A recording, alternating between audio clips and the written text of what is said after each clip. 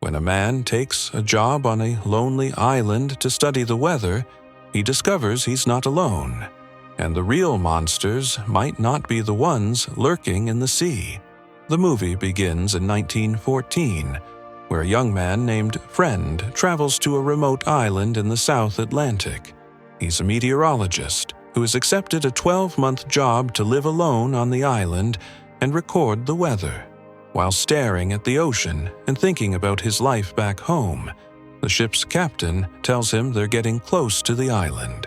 It's a cold, rocky, and lifeless place. No trees, no people, just harsh wind and stone. The captain and his crew help a friend unload and enter his new home before taking the previous meteorologist back with them. But the house looks miserable, surrounded by sharp wooden spears, and when they step inside, it's a complete mess. The former meteorologist is nowhere to be found. Instead of taking this as a warning to leave, Friend decides to look for him. The captain and his crew join the search, and soon they reach the lighthouse. Its windows and openings are all blocked with spears. Friend bravely knocks on the door, but no one answers, so he forces it open.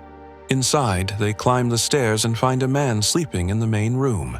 He looks wild, unkempt, and completely naked. The man introduces himself coldly as Gruner, the lighthouse keeper, the same name they had seen carved on a nearby rock. When they ask about the missing meteorologist, Gruner says he died long ago from typhus. But when the captain asks where the body is, Gruner shrugs and says he just disappeared one day. Maybe he drowned. The captain feels uneasy about the strange reply. As they prepare to leave, he urges Friend to come back with them. Friend refuses, so the captain offers him a gun for protection. Friend still declines, and the crew sails away, leaving him alone to settle into the island. While setting up his new home, Friend finds the old meteorologist's diary. Inside, he sees the man's name and a picture of a woman. But as he keeps reading, the diary starts to look disturbing. The pages are full of strange drawings, sea creatures eating people alive, monsters rising from the water. Almost every page is covered with terrifying sketches. Friend brushes it off and doesn't think much about it. The next day, he explores the island and notices strange circles made of shells drawn on the beach. While studying them, his eyes wander toward the lighthouse. Using his binoculars, he sees Gruner relaxing on the balcony. Just as he's about to look away, he spots a strange creature slowly crawling behind Gruner. Friend assumes it's just his imagination, a huge mistake. That night, he wakes up to a strange growling sound outside his cabin. The noise comes closer and closer to his front door. Cautiously, he approaches, and to his horror, a reptile-like hand slides under the door. Panicking, he stomps on the hand, forcing it to pull back. But this only makes things worse. Whatever is outside becomes furious and starts attacking the cabin more violently. In a desperate move, Friend finds a trapdoor that leads to a small storage space under the house. He hides there for the rest of the night, listening as the creature breaks in and wrecks everything inside. When things finally go quiet, he peeks through a small hole, only to find a creature staring right back at him. Terrified, he stabs it in the eye with a knife, then slowly crawls out, shaken but alive. In the morning, Friend wakes up to find his house completely destroyed, furniture broken, walls scratched, everything in chaos. The creatures are gone, but he knows they were real when he sees strange footprints all around his home. He decides to ask Gruner for help, but when he goes to the lighthouse, Gruner refuses to open the door. Instead, he throws a bucket of water on him and tells him to go away. Feeling hopeless but determined, Friend goes back to his damaged house and starts preparing for the next attack. He sharpens wooden spears and builds a barrier around the house. Then he gathers old books, pours fuel on them, and boards up every window and door. Holding the gun he found earlier, he waits for night to come. When the creatures return, Friend fights back bravely, but they're too many. As a last resort, he sets the books on fire. The flames scare the creatures away, but the fire quickly spreads and burns down his entire house. Friend barely escapes alive. The next day, he sees the cabin reduced to ashes. With nowhere to go, he secretly follows Gruner, who leaves the lighthouse to fetch water. Friend is about to shoot him, but suddenly one of the blue creatures attacks again. He fights back and almost kills it, until Gruner rushes in and stops him. To Friend's surprise, Gruner seems to know the creature. He treats it almost like a pet. Realizing this, Friend offers Gruner a deal. If he gives him shelter, he'll share his supplies, tobacco, coffee, and food. Gruner agrees. Together, they go back to the burnt cabin to salvage anything useful. While searching through the debris, Friend becomes sure that the previous meteorologist was killed by these same creatures. Before sunset, they return to the lighthouse, where Friend suddenly collapses from exhaustion. When he wakes up 2 days later, he finds the blue creature licking his wound to heal it. Gruner explains that she's loyal to him, always stays by his side, and obeys his commands, even though he often treats her cruelly. Seeing this, Friend starts to feel sorry for her. Unlike Gruner, he treats her with kindness. Later, Gruner begins to show him around the lighthouse, explaining how things work there. One day, Friend asks Gruner why he didn't leave the island with the ship crew if he already knew about the creatures. Gruner calmly replies that he has no desire to return to civilization, especially since there's a war going on. He says he prefers living here, free to do whatever he wants. Friend disagrees. He tells Gruner that he'll leave the island the first chance he gets. Gruner just laughs and says it'll be a long time before another ship passes by. That night, Gruner prepares for another attack and tells Friend to grab his gun.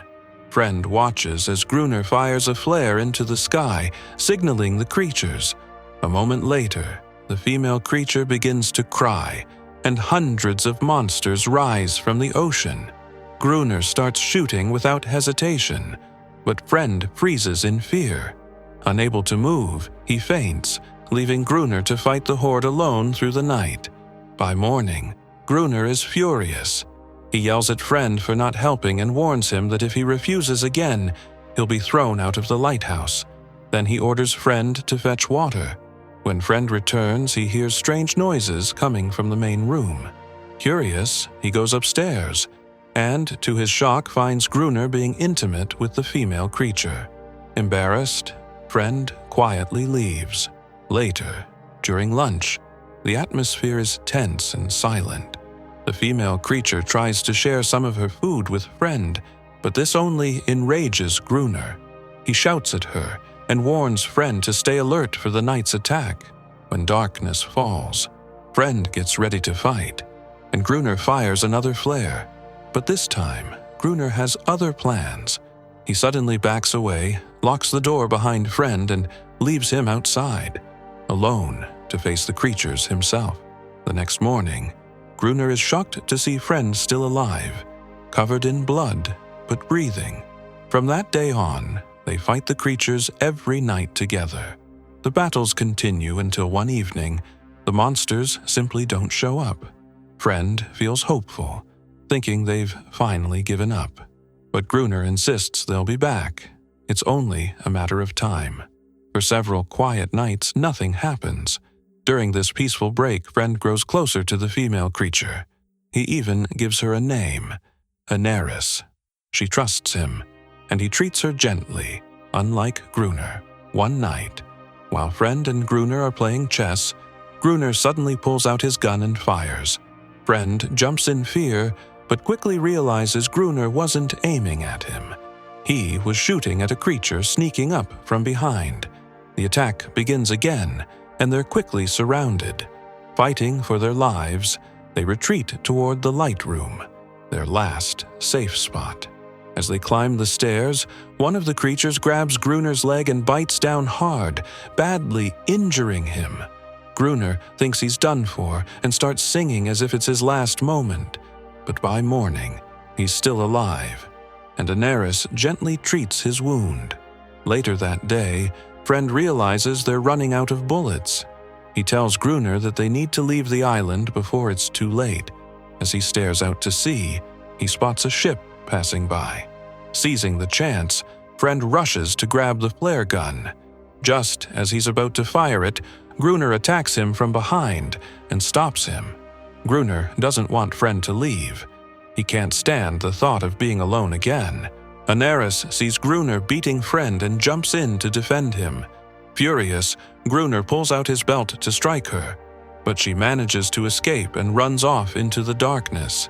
Later, Friend discovers that Gruner has beaten 𝒉𝒂𝒂𝒕 badly. Feeling heartbroken, he decides to help her escape. He builds a small boat using the skeleton of a large fish he found on the beach and gives it to her. 𝒉𝒂𝒂𝒕 accepts the gift and, in return, leads him to an old rowboat hidden nearby.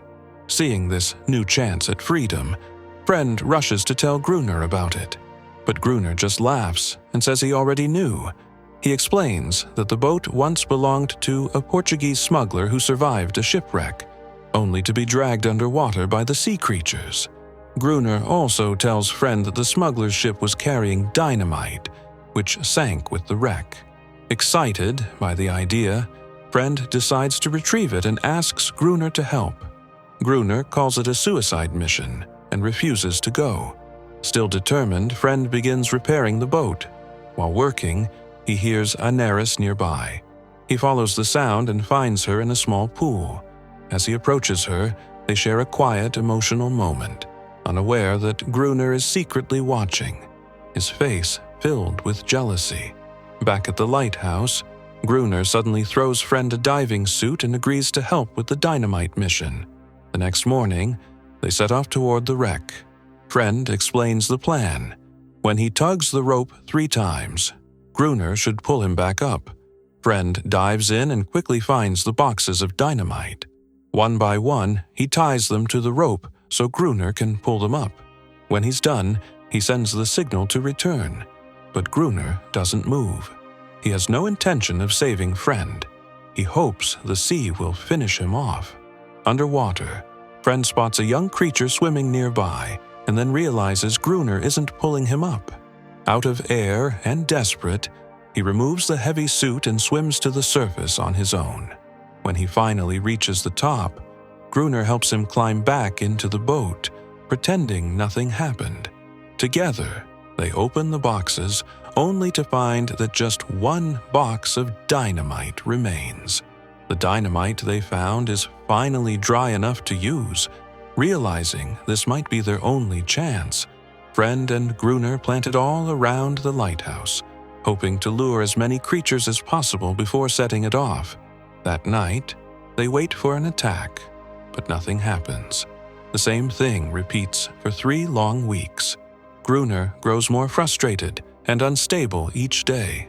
One cold night, Friend finds Gruner sitting outside and convinces him to come back in. But the moment Gruner sees 𝒉𝒂𝒂𝒕, he explodes in rage and starts attacking her, accusing her of warning the other creatures about their plan. Friend tries to calm him down, but Gruner has lost his sanity. Determined to end it that night, Gruner tells Friend that this time, they'll definitely draw the creatures out. His plan is to keep the lighthouse door open to let them in. Friend stays inside while Gruner waits above with 𝒉𝒂𝒂𝒕, ready to trigger the dynamite. When the creatures still don't appear, Gruner violently beats 𝒉𝒂𝒂𝒕, forcing her to cry out. Her desperate screams finally attract the creatures from the sea. They swarm the lighthouse and attack Friend, who barely manages to survive. Gruner pulls the detonator, but nothing happens. Friend rushes in, reconnects a loose wire, and triggers the explosion himself. The blast kills many of the monsters, but Gruner isn't satisfied. Obsessed with destroying them all, he sets off the remaining dynamite near the lighthouse. The huge explosion knocks both men unconscious. When they wake up the next morning, the ground around the lighthouse is littered with the bodies of the dead creatures. Friend feels guilty and horrified by what they've done, while Gruner joyfully goes around finishing off the wounded ones. They soon realize that 𝒉𝒂𝒃 is gone. That night, they hear the cries of 𝒉𝒂𝒃 and the other creatures mourning their dead. Friend begins to understand. Maybe these beings aren't the monsters Gruner claimed they were. He decides to make peace with them, setting up an offering circle on the beach. Gruner doesn't care. He continues preparing more explosives for another attack. When the creatures ignore Friend's offering, he sadly returns to the lighthouse and starts cleaning. There, he finds an old photograph of a woman, the same picture he saw in the previous meteorologist's diary. Suddenly, it all makes sense. Gruner was actually the former meteorologist who stayed behind and lost his mind. That night, Friend goes out to remove his peace offering. As he does, a small child creature appears, followed by 𝒉𝒂𝒃 and the others. They've come in peace. Friend is relieved, believing the fight is finally over. But Gruner has other plans. He points his gun at 𝒉𝒂𝒃 and demands she return to him. When she refuses, he shoots and kills the child. The creatures retreat in sorrow, and Friend, filled with rage, attacks Gruner. But Gruner is beyond saving. He grabs an axe and tries to kill Friend, until Friend calls out his real name. The word stops him cold. It's as if Gruner suddenly wakes up from a nightmare. In silence, he walks outside and stares up at the stars. Then, the creatures rise from the sea and surround him. Friend watches helplessly as they kill Gruner. Months later, a boat arrives carrying a new meteorologist. The captain mistakes Friend for Gruner and asks where Friend is. Just like Gruner once did, he replies, "He's dead." We realize then that Friend has chosen to stay behind, finding peace in the same isolation that once drove Gruner mad. As he stands on the lighthouse balcony, watching the ship sail away, 𝒉𝒂𝒃 dives gracefully into the water and disappears into the sea.